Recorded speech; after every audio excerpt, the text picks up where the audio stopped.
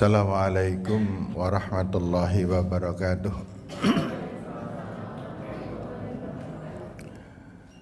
Alhamdulillahi rabbil alamin. Assalatu wassalam ala asrafil mursalin Muhammadin sallallahu alaihi wasallam wa alihi wa ashabihi wa man tabi'a sunnatahu ila yaumiddin. Rabbi syrah li sadri wa yassir li amri wahlul 'uqdatam min lisani yafqahu qawli, amma ba'd. Bapak Ibu yang saya hormati, adik-adik panti yang saya hormati, saya sayangi, dan di sini banyak yang hadir Bapak Ibu dari pimpinan daerah hadir, pimpinan cabang juga hadir mewakilkan Pak Anang dan yang lain-lain. Ini bisa, alhamdulillah bisa bersama-sama. Ibu bapak yang saya hormati, pada kesempatan sore hari ini kita akan mempelajari beberapa kenyataan hidup yang harus kita pahami, baik yang dialami oleh kalangan anak-anak maupun kalangan dewasa, ataupun kalangan yang super dewasa. Kalangan super dewasa itu diantaranya ya, kalau di sini Pak Anang, saya, Pak Budi, ini termasuk Pak. Super dewasa itu artinya sindiran, wong sing wis meh gitu nggih, sing wis paling meh nggih. Bapak-bapak, ibu-ibu yang saya hormati, kenyataan yang saya maksudkan itu adalah sebagaimana yang Rasul sallallahu alaihi wasallam sabdakan dalam salah satu hadis. Rasul sallallahu alaihi wasallam mengatakan begini, Bapak dan Ibu. An Nabi Hurairah radhiyallahu an, anna Rasulullah sallallahu alaihi wasallam bersabda, "Ma yazalul bala bil mu'min wal mu'minah fi nafsihi wa waladihi wa malihi hatta yalqallahu wa ma alaihi khati'ah." Ini kenyataan yang harus kita terima dan jangan sampai kita salah berpikir, yaitu bahwa Rasul sallallahu alaihi wasallam bersabda, ini untuk kita semuanya, bahwa ma yazalu lil mu'min wal mu'minah, terus kata Allah, tidak akan pernah hilang, tidak pernah akan mundur, tidak pernah kecuali selalu ada, yaitu al-bala. Bala itu ujian, bala itu bisa disebut musibah, bala itu bisa disebut apa saja. Yang bala itu terjadi buat laki-laki maupun perempuan, selamanya itu ada. Hatta yalqallah wa ma alaihi khati'ah. Sampai bala itu akan ada, sampai kita bertemu kepada Allah, berjumpa kepada Allah. Jadi jangan sampai ada di antara ibu-ibu, bapak-bapak yang mengeluh,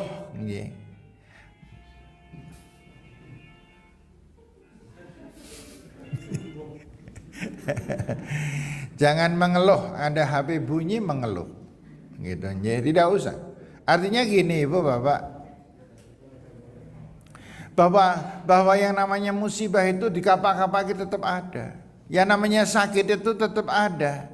Namanya apa yang kita rasakan itu selalu ada. Karena apa yang semua kita rasakan, apapun itu adalah ujian, bagian ujian dari Allah. Mbak, ada yang gak merasa cantik? Ujian. Yang merasa jelek? Ujian. Yang merasa pinter? Ujian. Yang merasa bodoh? Ujian. Ya kan? Semuanya. Ada di antara mbak-mbak sekarang sing mas akhirat mumet, ujian. Sing ora mumet, ujian. Lah terus apa yang tidak ujian di dalam hidup itu? Tidak ada, semuanya ujian. Semuanya menentukan baik buruk kita. Itu yang dimaksudkan ujian. Ada nggak orang yang hidungnya pesek jadi banyak dosa? Banyak. Kenapa? Hidungnya dipiteti karo ngeluh, ya Allah, kapan hidungnya pesek Gusti Allah diberi kita lah. Gawe irung bae yang ini bentuknya. Itu dosa terus itu. Ada nggak orang yang hidungnya mancung banyak dosa? Ya banyak. Karena dia bangga, dia sombong dan sebagainya. Ada nggak orang kaya yang menjadi sombong? Banyak. Ada nggak orang miskin yang menjadi kufur? Banyak. Ujian itu antara dua, antara lulus dan tidak lulus. Nah, sekarang Rasul mengajarkan kepada kita apa yang diujikan oleh Allah kepada kita. Yang pertama adalah fi nafsihi, ujian diri kita masing-masing. Ini semuanya diuji, Bapak. Ada orang yang diparingi sakit dari semenjak usia belum begitu tua sudah diparingi sakit itu. Kemarin saya mendengar ada orang usia 42 asam uratnya sudah tinggi sekali. 42 kan masih muda sekali. Masih muda 42 itu. Asam uratnya sudah tinggi. Terus saya nanya, "Jinan asam urat komplikasi enggak?" Ya komplikasinya paling-paling dengan tekanan darah tinggi katanya. Jadi 42 asam uratnya gitu. Itu ujian, harus difahami. Nah, sementara itu Rasul mengatakan hatta yalqallah wa ma alaihi khati'ah. Orang yang beriman itu bertemu kepada Allah dalam keadaan sudah tidak mempunyai dosa. Siapa? Yang dijadikan dia itu semua ujiannya adalah penghapus penghapus dosa. Semua yang kita lakukan adalah penghapus dosa. Selama kita melakukannya adalah diserahkan kepada Allah Subhanahu wa taala. Dalam Al-Qur'an banyak sekali dikatakan yang hal-hal macam itu. Allah Subhanahu wa taala mengatakan, "Wa man aslama wajhahu lillah." Dan siapa saja yang berserah diri atau menyerahkan wajhahu lillah, jiwa, raga, harta, semuanya lillah, diberikan, serahkan semuanya untuk Allah. Wa huwa muhsinun, dan dia selalu berbuat yang muhsin. Muhsin itu artinya perbuatan yang ikhlas. Perbuatan di mana kita ketika melakukan yakin benar bahwa Allah sedang menyaksikan kita. Setiap kita sedang sendiri sebenarnya tidak sendiri. Di sana ada beberapa. Satu, ketika kita sedang sendiri, maka di samping kita ada Allah. Di samping kita ada setan. Dan semua ungkapan kita ada yang mencatat, namanya Raqib dan Atid. Berarti ketika kita sendirian, jadi kita berlima. Kita sendiri, Allah, setan, Raqib, Atid, kan gitu? Ya, ini harus disadari banget Bapak-bapak, Ibu-ibu. Agar apa? Agar setiap kita melakukan perbuatan selalu terkontrol bahwa ini saya lakukan karena penyerahan diri saya kepada Allah Subhanahu wa ta'ala. Dan jangan sampai kita melakukan hal-hal yang dikatakanlah Al-Quran adalah jahalah. Jahalah itu karena kebodohan, karena kita tidak mudeng, karena kita bodoh. Contohnya misalnya gini Ibu, Bapak, ini ujian untuk diri kita. Ujian untuk diri kita itu macam-macamnya, Masya Allah. Panjenengan dengan kondisi tubuh yang semacam apa itu ujian dari Allah. Ada orang yang punya postur tubuh tinggi, dosane akeh karena kerep ngenyek wong sing cindek. Sing pendek kok cindek. Ya, aduh. Gitu kan. Dosanya banyak. Gitu. Kemudian orang yang postur tubuhnya pendek, dia dosanya karena apa banyak. Karena setiap kali dia tuh ngeluh, ya Allah, lah umpamane ya nyong dhuwure kaya kuwi ya. Ya kan mesti ini Gusti Allah ini. Ngeluh terus. Gitu. Nah, itu ujian diri, belum lagi sakit. Ini kalau orang tua itu ujian yang paling berat di saat-saat menghadapi sakit. Orang sakit itu mulai umur berapa? Relatif. Ada orang umur 50 tahun sudah banyak sakitnya. Ada orang usia 75 masih sehat banget. Hati-hati. Yang sakit-sakitan bisa jadi banyak dosa, yang sehat juga banyak dosa. Loh kok bisa macam itu? Iyalah. Ada seorang ibu, ini contohnya ibu-ibu aja nih. Ibu itu usianya sudah di atas 70 tahun. Dia mengucapkan, "Ya alhamdulillah ya Allah, yang bersyukur mat karo Gusti Allah, nyong ke jantungnya sehat. Paru-paru sehat. Ya alhamdulillah wingi diperiksa tensine ya normal. Ginjale nyong ya normal, anunya ya normal. Alhamdulillah ning terus itu so. Nek bukae kae karo nyong kacake adoh kae.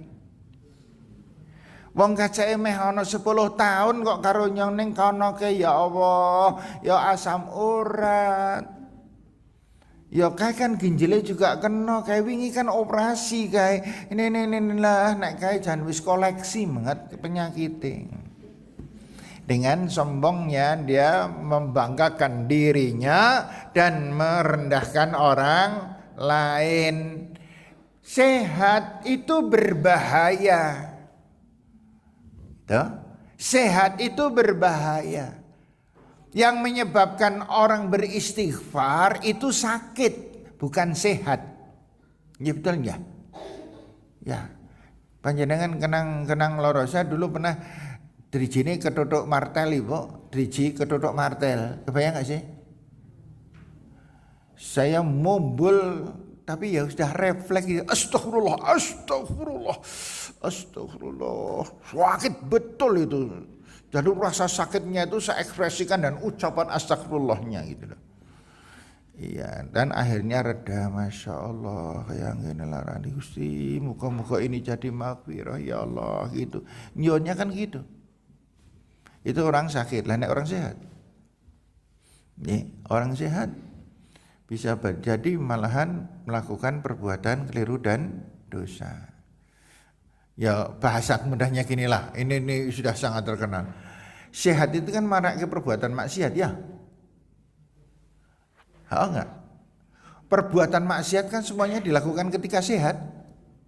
Iya, rata-rata orang sehat itu yang melakukan perbuatan maksiat. Yang dulu pernah saya ceritakan, ada seorang laki-laki bapak jam 12 malam dia ngeluh, ya Allah nyongke mangsane dinas kemalah meriang si kepri kita lah gitu. Siapa mereka? Siapa dia? Maling jam 12 malam ngeluh dia gitu. Kapan maling nyolong? Ya ketika sehat. Ya, ketika dia sehat. Nah, pokoknya kalau saya ceritakan tentang masalah sehat ini luar biasa lah Bapak dan Ibu. Kita bisa berbuat apapun, maksiat apapun, dosa apapun disebabkan karena kita sehat. Ya. Nah sekarang gini, ada nggak Bapak Ibu? Ning saya belum menemukan memang. Nek kayak ini sering terjadi. Orang tadinya ekonominya cukup bagus, kemudian terpuruk dan dia bangkrut dan akhirnya kemudian dia miskin, kemudian dia bertobat. Ada nggak? Orang tidak pernah beribadah, ekonominya cukup, kemudian ketika karena sebuah masalah ekonominya ambrol, dia menjadi orang yang kategori miskin, kemudian dia bertaubat kepada Allah. Ada nggak yang semacam itu? Banyak. Sekarang orang nggak pernah beribadah, orang nggak pernah beribadah, tadinya miskin, usahanya berhasil, meningkat, dan akhirnya dia jadi orang kaya. Ada yang kemudian bertobat? Saya belum menemukan. Gitu. Kenapa Allah Subhanahu wa taala memberikan ujian-ujian kepada kita? Supaya kita dekat dengan Allah Subhanahu wa taala. Ini ujian pribadi kita. Maka Bapak Ibu yang saya hormati, hati-hati. Kita masing-masing diuji oleh Allah Subhanahu wa taala. Yang perlu kita pahami adalah bahwa apa yang kita miliki semuanya adalah ciptaan Allah.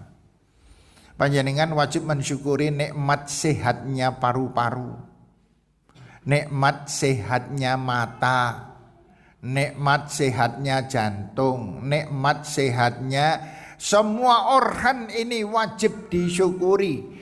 Dan cara mensyukurinya yaitu kita berbuat baik dan tidak berbuat yang dicela oleh Allah Subhanahu wa taala. Itu syukur kita kepada Allah.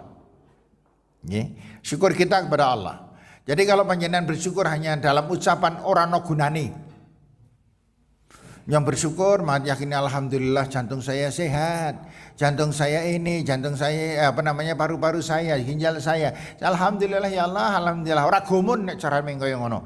Maka diekspresikan sehat itu direalisasikan syukurnya menggunakan perbuatan benar, perbuatan yang baik, melakukan hal-hal yang bermanfaat. Berikutnya yang kedua, wa waladihi. Ujian yang kedua yaitu ujian ketika dia menghadapi ujian bernama anak. Hati-hati ibu-ibu, bapak-bapak, orang itu tidak pernah selesai ujian anak. Kalau orang selesai ujian itu kapan, Bu? Ujian ini selesai kapan?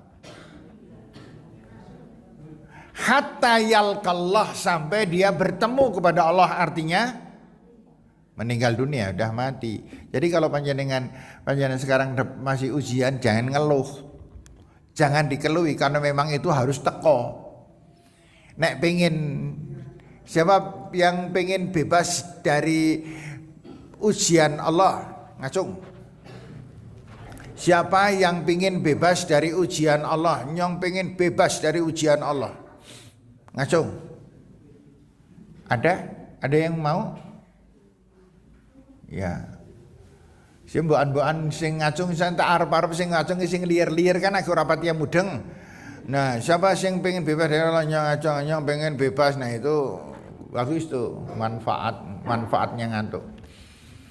Nah Bapak Ibu yang saya hormati, kembali lagi ke tadi, tidak ada orang yang selesai dari ujian. Semuanya diuji, dilalah ono wae. Sudah tenang, orang lain Ibu menfitnah Ibu. Bagaimana sikap kita difitnah orang? Ada orang suudzon dengan kita, ada orang yang mengata-ngatai kita dan merendahkan kita. Hati-hati, semua itu adalah ujian dari Allah Subhanahu wa taala. Yang apabila kita sabar, sabar itu apa toh? Sabar itu apa toh? Sabar itu makna yang paling dekat adalah dengan sadar. Paling dekat. Orang yang menyadari apa yang sedang terjadi, maka jadinya kokoh. Orang yang diuji anaknya begini, ada problematika begini nih, kembalikan semuanya bahwa semuanya milik Allah. Anak itu milik Allah. Aku sendiri adalah milik Allah, istriku, suamiku adalah milik Allah, disadari itu. Nah, kesadaran yang semacam ini menguatkan kita, itu namanya sabar. Harta bendaku adalah milik Allah, semuanya milik Allah. Kalau Allah menghendaki, maka monggo kersa, ya Allah, ini semuanya hanya untuk menguji keberadaan dan bagaimana sikapku menghadapi ujian-ujian Allah. Contoh, banyak orang kehilangan harta.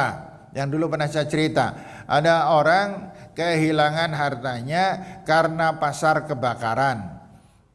Dia mengatakan jane niku ngen Pak Haris, ngen kula niku jane ora melu kebakar Pak Haris. Ning ngen kula dijarah wong dirampok Pak Haris. Terus saya nanya, "Sedaya nika Bu?" "Nggih, kabeh nika." Padahal tuh memanjang punya dia paling lengkap tuh di pasar. Kemudian malah jane onten Pak Haris tambahan niku dengan kotak duit niku rencanane mancen nek sampean Kemis Pak Haris niku onten pedagang sing napa jenenge titip njukuk tagihane. Niku teng den napa kotak kayu niku wonten duwite 22 juta. Nggih melu ilang Pak Haris, dadi kabeh ilang. Dijarah wong. Terus sananya, lah terus pripun Bu niku? Apa jawabannya? Nggih ampun kersane mawon mboten napa-napa wong niku kabeh kagungane Gusti Allah sakniki Gusti Allah ngersakake. Kula niku Pak Haris nggih mbiyen niku kula niku ora duwe napa-napa Pak Haris. Tenan Pak Haris, kula niku ora duwe napa-napa. Yo diparingi kekuatan, diparingi akal kalih Gusti Allah, yo diparingi niku awal-awale nggih biasalah wong dagang awal-awale ngangge utang riyen dan akhirnya beripik-ripik. Leh Pak Haris kula matur nuwun banget kalih Gusti Allah. Niku dagangan kula niku pun pinten puluh tahun niku wis namatke bocah pirang-pirang Pak Haris. Dibiayai ngangge dagangan niku. Lah kok sakniki Allah ngersakaken nggih monggo. Lah kok dene neruskan kula nangis ya ilang, ora nangis ya ilang, kula pasrah dumateng Allah ya wis ilang, ora pasrah moring-moring mlebu nang rumah sakit jiwa ya tetep ilang. Saya itu dengar loh Bapak Ibu mendengar orang ini sederhana, yakin dengan panjenengan, pinter panjenengan semua. Tapi mempunyai iman, mempunyai hati yang demikian hebatnya seperti pengantikan Rasul. Ajaban li amril mu'min, orang yang beriman itu adalah orang yang bantingan ini ketok ini satu ini. Sampai saya mengatakan astagfirullah. Dia kehilangan sekian ratus juta tenang-tenang saja. Saya juga kepikiran ini orang dengan saya ngemben umpamane mlebu swarga mesti dhisik ibu itu. Nggih, panjenengan kira-kira dhisiki apa enggak, Pak? Bu? Nggih. Ini ibu-ibu wanita dengan laki-laki itu logikanya nek mlebu swarga kudunya gitu. Lebih dulu wanita itu. Karena kalau laki-laki itu kan ibadahnya ibadah miskin. Nek wanita kan ibadahnya ibadah kaya. Ya. Nah laki-laki, wanita itu kekayaannya apa? Yang menyebabkan wanita itu mudah masuk surga itu modalnya memang sisi ikhlas. Neng wanita itu paling angel kan ikhlas gitu loh. Makanya lebih banyak ngomelnya daripada ikhlasnya. Wanita itu hamil, pahalanya gede tenan tuh hamil tuh. Ya, hamil 1 kali 9 bulan, masya Allah gitu. Makanya saya melihat dengar kemarin besan saya datang itu punya anak 13 Ibu. Anaknya 13 astagfirullahaladzim. Ini ahli swarga ini. Tentu kalau dia ikhlas. Hamil, melahirkan, menyusui, membimbing anak. Itu 4. Laki-laki nggak punya semuanya. Ini 4 nih laki-laki nggak punya 11. Kemudian yang kelima, di dalam hadis dikatakan apabila taat dan patuh kepada suaminya, itu makanya jadi wanita kalau yang rodok ngomelan sidik berbahaya, sidik ngeyel, punya kan yang cukup dewek lah, orang kongkon. Ada mbak-mbak kaya ngono, gitu. Ya mbak-mbak hati-hati mbak. Besok kalau punya suami tidak boleh dibantah. Tidak boleh dibantah. Suami itu bagaikan raja di hadapan seorang istri. Perintah Allah bukan perintah saya. Maka orang wanita yang taat patuh pada suami, Rasul mengatakan udkhilil jannah min ayyi abwabin syi'ti. Masuk kamu ke dalam surga dari pintu manapun silakan. Itu hanya untuk wanita. Laki-laki, ya, istimewanya laki-laki apa? Istimewanya laki-laki hanya 2. Wanita 5, laki-laki 2. Yang pertama adalah sholat jamaah. Laki-laki orang gelem sholat jamaah entek. Selamat. Tidak mau sholat berjamaah, rampung sudah. Yang kedua, sholat Jumat. Laki-laki sholat Jumat kok terlambat, ya entek dah. Makanya bapak-bapak, ini istimewa kita itu hanya di 2 titik. Berjumatan dan berjamaah. Sholatnya laki-laki mesti ke masjid. Ini saya matur belak-belakan panjenengan jangan sakit hati dengan saya, wong ini Rasulullah. Dan anak-anak kita dididik dibawa ke masjid. Jangan kemudian kita sendiri mesti ngarep mlebu swarga, enggak mungkin. Tidak ada.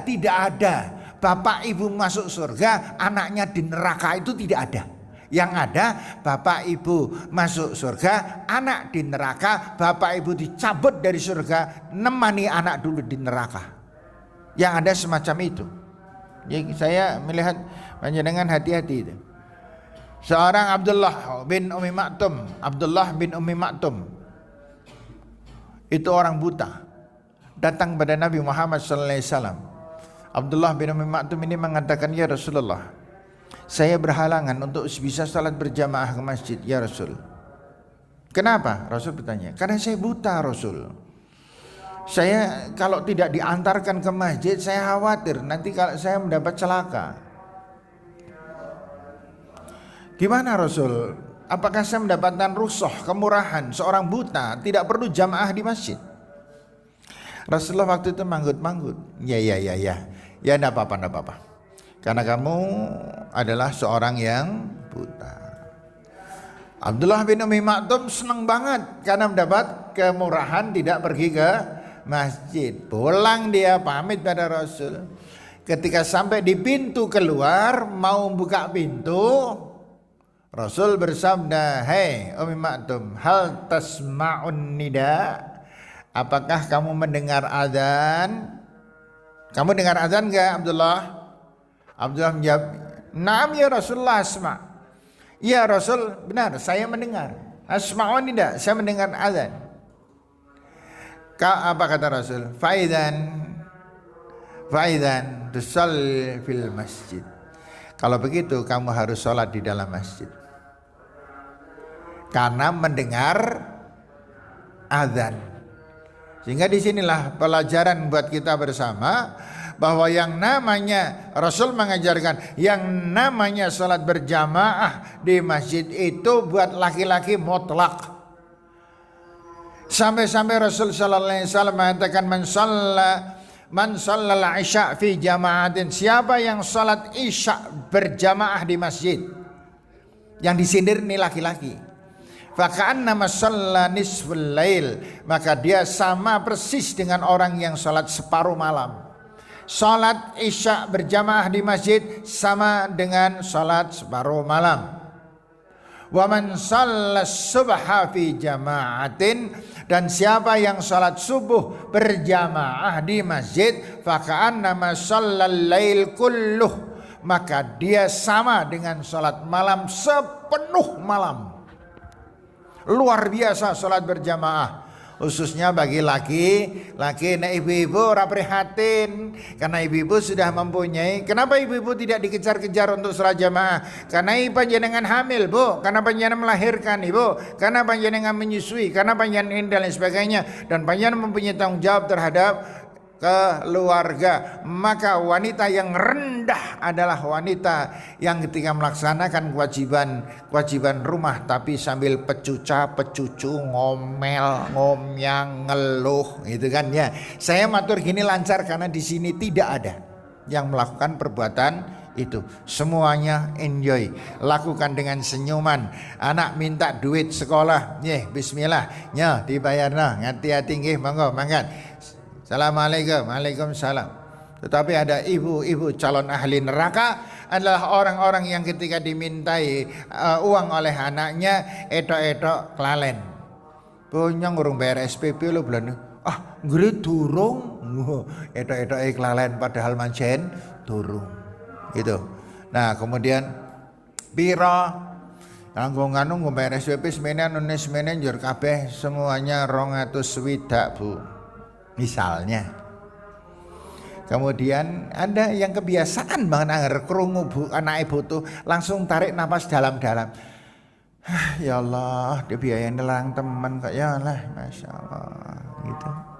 Itu ketika 260. Nanti ketika 150 ya tarik napas juga. Ya Allah, bayar meneh. Gitu. Apa meneh nanti kalau sudah di 450, ya Allah semono akeh gitu karena nyekeli pilingan gitu.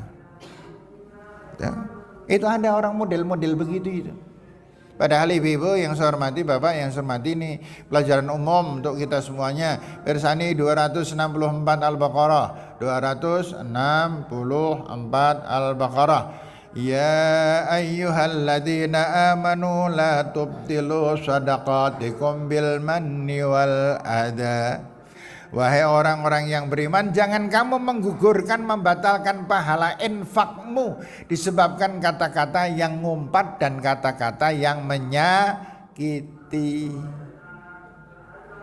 Ning hati-hatinya mbak-mbak ibu-ibu pernah melakukan dulu-dulu nyun ngapura karo Gusti Allah. Nggih. Seorang apalagi kalau sudah urusan kuliah ibu, walah ya Allah nek kuliah itu. Nggih. Anaknya nelpon Bu, dereng bayar nganu semester niki lho Bu. Karo kos-kosan ya urung bayar Bu. Nggih ngono. Karo nggo tuku nganu semene. Kemudian ibune ora sabar. Ora sakean dawan. Catat. Diwasakno wae ora sah dawan. Kabeh pira? Wis Bu tak catet. Njur kabeh 9.300.000. Hah? Mana dunake njur midun Pak?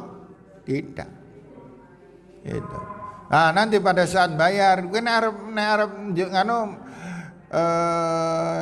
nggo bayar kowe mulai babolang anaknya. Duit 9.300.000 itu udah disiapkan. Kemudian anaknya dipanggil. Dia nih. Duit 9.300.000. Bayarna. Kuliah sing bener. Ya kuliah leda-ledi kok ora rampung-rampung. Salate. Oh, dadi wong angel, ketus gitu. Si anak tuh ndengok ya Allah gitu. Ibune nyong ki nek dijaluk biaya mancen metu, ning ya metu diiringi karo ngomel, ngumpat dan lain sebagainya. Maka duit 9.300.000 itu hilang blas, tidak ada pahalanya. Padahal kalau kita betul-betul innalillahi wa inna ilaihi raji'un, semuanya kagungane Gusti Allah. Kita mengeluarkan apa saja, tidak ada ngeluh, apa-apa tidak usah dikeluhkan.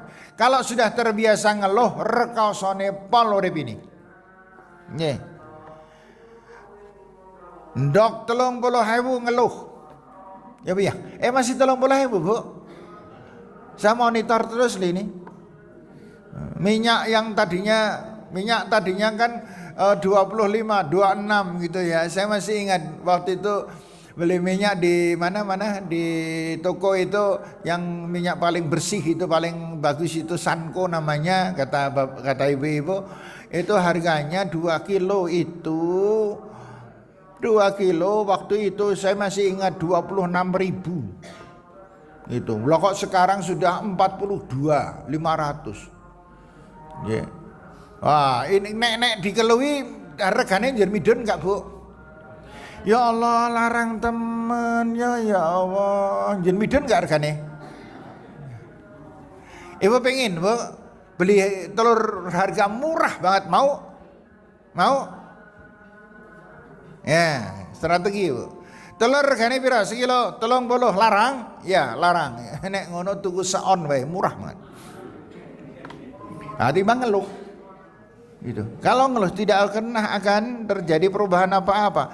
Sampai dengan apapun yang kita miliki, begitu kita ngeluh, begitu kita mencela ciptaan Allah, begitu kita nyacat Allah, begitu kita mengeluh, begitu kita rekoso. Hati-hati. Ini pelajaran yang satu ini memang saya sendiri terus terang harus selalu kontrol diri, jangan sampai ada mengeluh. Problematika selalu datang. Dikeluhkan atau tidak dikeluhkan selalu datang. Kapan problema tidak datang? Kalau kita sudah menghadap Allah Subhanahu wa taala, dan tujuan dari problema itu adalah menghapus dosa-dosa kita. Jadi dosa-dosa kita itu dihapusnya pakai problema yang ada. Dengan sakit itu Ibu, Bapak sekalian, dengan panjenengan sakit. Saya pernah mengatakan, Ibu, Bapak, panjenengan pernah Pak kena peso, kebeler, ke patrol istilahnya ya. Iya, nek bapak-bapak ini kalau kena peso nggak main-main bawa ibu-ibu. Kalau ibu-ibu kan biasanya main kebeler, ya kebeler di sini. Dah, nek bapak-bapak enggak, nek ibu-ibu kecil-kecil ning sering, kan gitu ya. Nek ibu-ibu kecil-kecil ning sering, kecipratan lengo panas, keselomot wajan, terus apa meneh Bu? Dan lain sebagainya. Apalagi yang jualan gorengan itu ya. Maksud saya Bu Bambang Kenteng. Ya. Ibu sekalian, Bapak yang saya hormati, Allah Subhanahu wa taala, masih berapa menit ya? Saya nanti jangan sampai kentean.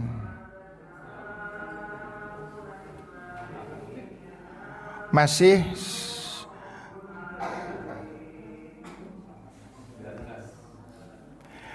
17 menit. Iya, ini serius, masih 17 menit. Kita lanjut beberapa hal, nanti saya mohon siapkan tanya jawab. Bapak Ibu siapkan tanya jawab berkisar antara sekitar sholat, biasanya paling banyak pertanyaannya. Berkisar antara sholat, antara zikir, wudu dan sebagainya. Ibadah praktis biasanya banyak pertanyaan. Silahkan, kalau panjenengan pintar bertanya, maka panjenengan beribadah luar biasa. Karena banyak orang yang tidak tahu banyak tetapi tidak bisa bertanya. Banyak orang tidak tahu tapi tidak bisa bertanya. Dan banyak orang yang pintar bertanya, memberikan pelajaran dengan pertanyaan kepada orang lain. Sehingga bertanya itu pahalanya adalah sangat besar. Sampai ada dikatakan as-su'al nisful ilm. Bertanya itu adalah separuh dari ilmu itu sendiri. Baik Bapak dan Ibu yang saya hormati, kembali lagi ke tadi. Anak adalah ujian. Semuanya serba ujian. Hati-hati Bapak dan Ibu-ibu yang saya hormati. Banyak orang yang kalau dengan anaknya sendiri malah kaku, tapi dengan anak tetangga bisa luwes. Banyak orang kalau dengan anaknya sendiri malah ada unsur dendam. Hati-hati. Dengan anak iso ono unsur dendam loh. Ini luar biasa, orang luar biasa ini. Contoh-contoh yang mudah saya sebutkan aja. Apakah ada orang tua yang mendendam pada anaknya? Ada. Ketika ibu atau bapak awas ya, monggo nganu. Ketika anak tidak mentaati orang tuanya, maka kemudian ketika anak itu minta pada orang tuanya kadang-kadang mengatakan moh ora dikongkon angel gitu. Seorang ibu bapak tidak boleh banyak mengancam, terutama ini kalau anak balita. Tapi ini bukan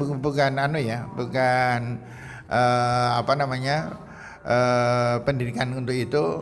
Tetapi saya mengatakan seorang ibu, tolong sampaikan pada putra putri panjenengan ibu-ibu dalam mengurusi wayah anak, tidak boleh mengancam. Tidak boleh mengancam. Awas kalau kamu awas kamu, nggak boleh. Semuanya harus dalam keadaan luas. Tidak boleh bentuk ancaman. Kalau hadiah boleh. Itu, hadiah boleh. Dek, kalau kamu mari ini nanti kamu saya kasih ini. Kalau kamu gini, aku kasih ini. Kalau ini bunda kasih ini. Itu boleh. Tapi kalau awas, kalau tidak mau ikut, kalau tidak mau nurut berarti kamu tidak boleh ikut. Kalau kamu tidak mau nurut berarti kamu tidak jadi, tak belikan ini. Jangan diancam. Nanti anaknya menjadi anak yang pengecut nih, Pak. Anak yang pengecut itu anak yang suka lari dari kesalahan diri. Dia berusaha membela diri terus karena sering diancam itu. Nah, ibu-ibu sekalian, anak-anak ini ujinya banyaknya luar biasa. Sehingga Allah mengatakan la tulhikum amwalukum. Jangan kamu tertipu dengan amwalukum, dengan hartamu. Harta yang menipu itu harta yang sedikit ya nipu, sedang ya nipu, banyak yang nipu. Bisa mencelakakan maksudnya. Wala auladukum, dan anak-anakmu an dzikrillah, dari beringat kepada Allah Subhanahu wa ta'ala. Jangan sampai kamu terlalaikan dengan hal-hal itu. Ini menjadikan penting buat kita ketika Allah Subhanahu wa ta'ala mengatakan bahwa urusan anak adalah segala-galanya. Artinya gini loh, ringkasnya gini. Maksudnya Rasul adalah jadikan anak adalah fasilitas, sarana menuju kepada surga Allah. Gitu. Jangan anak hanya jadi beban tok. Sering kan orang tua bisa jadi anak itu beban tok sing garep urung anu sing nomor loro nomor telu. Aduh ya Allah mumete pol sing kae biayane akeh urung ini. Hanya semacam itu, sementara kita tidak pernah mengikatkan semua ikatan perbuatan kita kepada Allah Subhanahu wa taala. Rekoso kita menghadapi anak, problematika anak, tidak pernah mendapatkan pahala apapun dari Allah Subhanahu wa taala. Maka ibu-ibu sekalian, bapak-bapak, monggo diingatkan diri kita dan mungkin anak-anak kita yang sudah mempunyai cucu kita itu, untuk diingatkan bahwa semua urusan anak adalah kaitan kita kepada Allah Subhanahu wa taala. Bahwa anak itu milik Allah, anak bukan milik kita. Ini paham ini long angel kok ya jebul. Anak itu bukan milik kita, itu milik Allah, itu titipan Allah, supaya kita itu menjadikan anak sebagai sarana dan alat ibadah kita. Bukan sarana dan alat membuat kita kemut-kemut terus, tidak, susah terus, menderita terus gara-gara anak, tidak. Tapi anak dijadikan sebagai alat. Mengapa Allah menyayang kita? Mengapa Allah memberikan maghfirah kepada kita? Disebabkan karena kita demikian tulus dan ikhlasnya pada anak-anak dan mencarikan rizki yang halal untuk anak-anak. Semuanya terus didoakan untuk anak-anak. Makanya ada orang aneh, ya. Orang ini aneh sekali. Olehnya begawe rekwasane pol goleke nggo bocah-bocah, tetapi anaknya melakukan kesalahan, kekeliruan, pelanggaran di hadapan Allah, dia diam saja. Ini yang harus kita ingatkan Ibu Bapak. Jadi apa yang kita berikan pada anak-anak, satu harus jadi ibadah kita.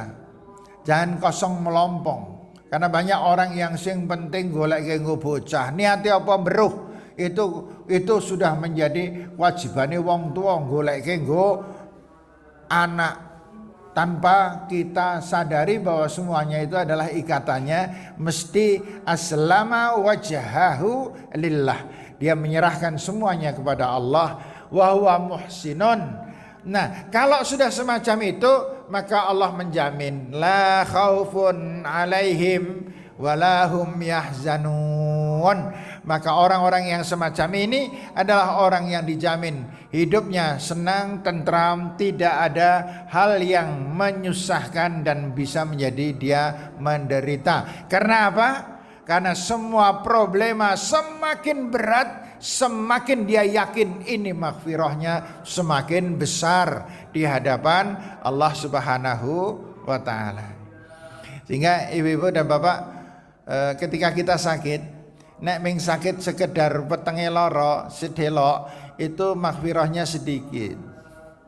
Tapi kalau sudah perutnya misalnya sakit sampai muntah-muntah, panas badan, nah ini mulai nih pahalanya, maghfirahnya banyak. Itu. Jadi bukan kita minta, tetapi kita menerima. Masya Allah, ini kemudian panjenengan banyak beristighfar pada Allah Subhanahu wa Ta'ala. Apalagi kalau sudah sampai kepada dokter, periksa dokter. Ini sudah mulai ini. Infak tertinggi pahalanya adalah uang yang dikeluarkan untuk ngurusi badan kita. Itu paling tinggi. Maka uang yang paling besar kita keluarkan pahalanya adalah diantaranya uang yang untuk beli beras, uang yang untuk beri belanja. Kenapa? Itu ngurusi awake dhewe. Itu besar pahalanya. Selama kita tidak berlebihan. Kalau berlebihan hilang pahala. Kalau pas sesuai dengan proporsinya kita dapat pahala. Makanya uang yang pahalanya besar adalah uang yang untuk beli multivitamin, untuk beli obat, untuk beli apa yang memelihara diri kita. Itu adalah uang yang banyak pahalanya. Uang yang untuk pijetan itu mahal, itu harganya. Uang yang untuk bekam itu uang yang mahal harganya. Artinya yang pahalanya banyak. Dinarun afdalud dinar, sebagus-bagus pahala uang adalah dinarun yunfiqu ala iyalih, uang yang diinfakkan kepada keluarga, kepada diri dan keluarga, itu paling besar pahalanya. Jadi jangan mengira bahwa kalau uang yang diinfakkan yang paling besar adalah uang yang diamal jariahkan ke masjid. Ini bukan. Ku anfusakum, jaga dirimu. Nah, menjaga diri ini wajib mutlak yang pertama. Baru wa ahlikum, baru keluarga kalian. Bisa jadi keluarga itu jauh dan dekat, termasuk di sini tetangga, termasuk dan lain sebagainya, termasuk pembangunan masjid dan seterusnya. Maka bapak-bapak dan ibu-ibu yang saya hormati, dalam kaitan yang satu ini kita harus waspada bahwa ujian harta itu ujian yang berat karena disebut di dalam Al-Quran la tulhikum amwalukum wala auladukum. Hartamu sesedikit apa maka kita tetap berinfak, meskipun jadi gini, ini pelajaran terutama kalau bapak-bapak dan ibu-ibu sudah paham. Untuk adik-adik, Mbak, Mas, besok kalau kamu sudah berkarya, sudah bekerja, sudah berkeluarga, deling-eling banget bahwa Allah itu memberikan imbal balik sebab akibat. Yang dikatakan oleh Allah dalam hadis qudsi, ana inda dhanni abdi bi wa ana ma'ahu hina yadhkuruni. Aku itu akan selalu menjadi sebab akibat dari apa yang hambaku lakukan. Kalau hambaku penyayang terhadap orang lain, aku sayang pada orang itu. Kalau hambaku nyengit pada orang lain, aku juga sebel dengan orang ini. Kalau hambaku suka memberi, aku pun siap untuk memberikan berlipat ganda kepada orang ini. Tetapi apabila hambaku selalu meminta-minta dan mengharap bantuan orang lain, maka aku pun mampu menjadikan dia selamanya miskin, karena selalu berharap. Sehingga anak-anak ini pelajaran penting. Besok semiskin apapun jenengan, semiskin apapun panjenengan, berpikirlah untuk membantu orang lain dan memberi. Jangan kemudian karena wis krasa miskin benar malah nyawang tangga teparo, ya Allah tanggane nyong yo bang pada pelit-pelit temen tah ya. Kono sugih ning ora tau ngewehi nyong. Sing kono yo nganu ning jan ora tau ngewehi nyong. Kono meneh masyaallah bedhidhe lepol. Nyong duwe kakang, ya Allah kakange nyong ki sugih ning ora tau ngekehi adine.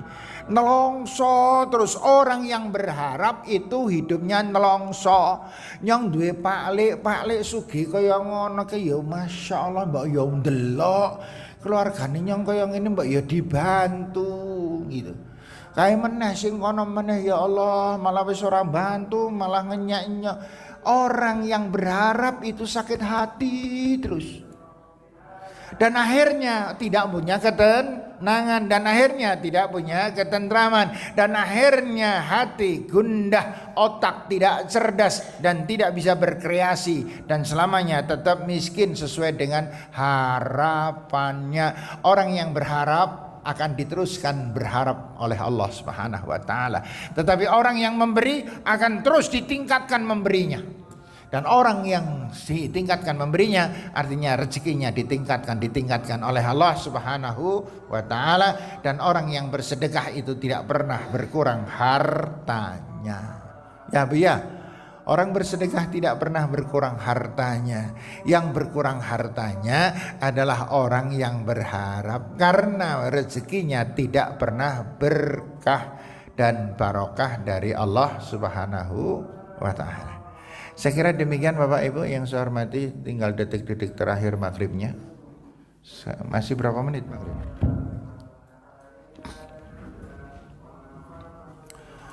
Maghrib 3 menit lagi. Jadi jam saya 3 menit lagi. Oh betul, 3 menit lagi.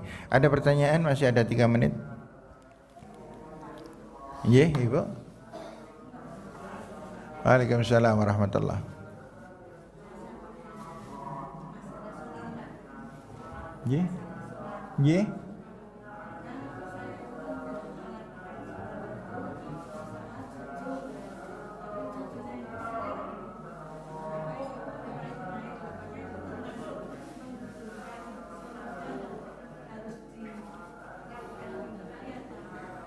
Ye. Sholat kadang dengan cucu. Kadang saya ngalami juga Ibu. Cucu sedang sujud, ya cucunya ngaluk cengklak. Akhirnya kita nggak pernah bisa sulit sujud. Ada yang malahan sujud, cucu tuh jagongi tengkuk kita, dijagongi, jaran-jaranan, itu ada. Ya. Bagaimana keadaan macam ini? Satu, yakinkan bahwa cucu tidak najis. Yang pertama, ya. Jadi kalau cucu boleh sholat dengan kita, untuk nukari kita, penean, gelut dan lain sebagainya silahkan.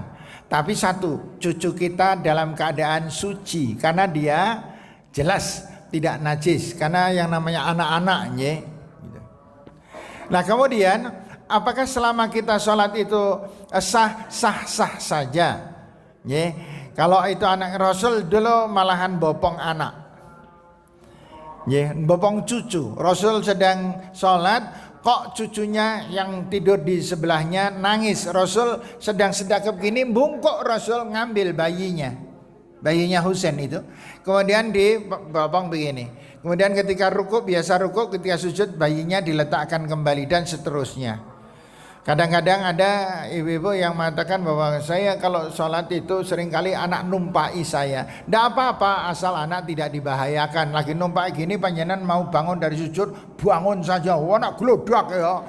Malah orang pelan-pelan. Tidak apa-apa pelan-pelan. Sambil dicekeli tangan kakinya dicekeli biar dia tidak jatuh. Sudah aman baru kita berdoa. Setelah itu sujud lagi dan seterusnya sampai selesai. Jadi tidak ada masalah Ibu.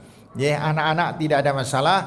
Jangan sampai kemudian panjenengan protes dan ibu niki mbok anake di rumah sholat. Jangan, tidak usah. Itu tidak ada problema apa-apa. Ya, saya kira demikian ibu-ibu, waktunya sudah masuk. Sudah masuk maghrib. Maghrib sudah saat sekarang ini sudah maghrib. Namun kita tunggu